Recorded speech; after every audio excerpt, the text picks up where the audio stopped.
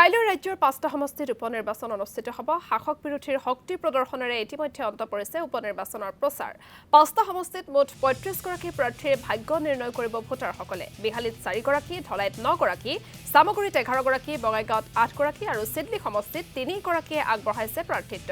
বিহালীত 154টা ভোটকেন্দ্ৰত পুৱা 7 বজাৰ পৰা ভোটগ্ৰহণ প্ৰক্ৰিয়া আৰম্ভ হ'ব। সমষ্টিটোৰ 1,32,579গৰাকী ভোটাৰে সাব্যস্ত কৰিব নিজৰ গণতান্ত্ৰিক অধিকাৰ। ইয়াৰ সমান্তৰালকৈ ধলাই সমষ্টিত 9গৰাকী প্ৰাৰ্থীৰ ভাগ্য নিৰ্ণয় কৰিব 1,97,800গৰাকী ভোটাৰে। সমান্তৰালকৈ চামগুৰিত 197টা ভোট কেন্দ্ৰত 1,80,501গৰাকী ভোটাৰে সাব্যস্ত কৰিব ভোটাধিকাৰ।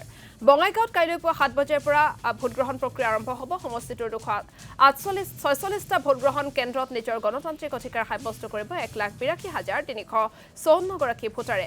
গতিকে বঙাইগাঁও সমষ্টিত কাইলৈ ভোটগ্ৰহণ প্ৰক্ৰিয়া অনুষ্ঠিত কৰিবৰ বাবে কেনেধৰণৰ প্ৰস্তুতি চলোৱা হৈছে সবিশেষ জানিবৰ বাবে পোনপটীয়া সম্প্ৰচাৰত সংযুক্ত হৈছো।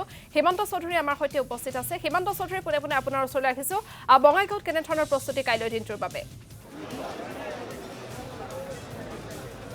হয়, আইচেন ফাছক কাইলৈ হ'বলগীয়া উপনিৰ্বাচনত যাতে সুকলমে অনুষ্ঠিত কৰিব পাৰে তাৰ বাবে সকলোখিনি ব্যৱস্থা গ্ৰহণ কৰিছে বঙাইগাঁও জিলা প্ৰশাসনে। এই মুহূৰ্তত মই বঙাইগাঁও মহাবিদ্যালয়ত আছোঁ আৰু ইয়াত যিহেতু EVM-সমূহ বিতৰণ কৰি থকা হৈছে আৰু যি যাৱতীয় সামগ্ৰী আছে সেইসমূহ ল'বৰ বাবে 1094গৰাকী যিহেতু পলিং আৰু প্ৰিজাইডিং বিষয়া আছে, 274গৰাকী প্ৰিজাইডিং বিষয়া আছে, তেওঁলোকে এনেধৰণে শাৰী পাতি নিজৰ নিজৰ সা সামগ্ৰীখিনি গ্ৰহণ কৰিবৰ বাবে আহিছে। আৰু এইবেলি বঙাইগাঁও 246টা কেন্দ্ৰত 1,82,354গৰাকী ভোটাৰে ভাগ্য নিৰ্ণয় কৰিব 8গৰাকী প্ৰাৰ্থীৰ, আৰু তাৰ মাজতে 5গৰাকী নিৰ্দলীয় প্ৰাৰ্থী যিহেতু আছে। আৰু তেওঁলোকে যিহেতু সামগ্ৰীসমূহ গ্ৰহণ কৰিলে, মই তেওঁলোকৰ মন্তব্য ল'বলৈ যত্ন কৰি ক'ত পৰিছে চেণ্টাৰ আপোনাৰ? মোৰ এই বালাজী LP স্কুলত।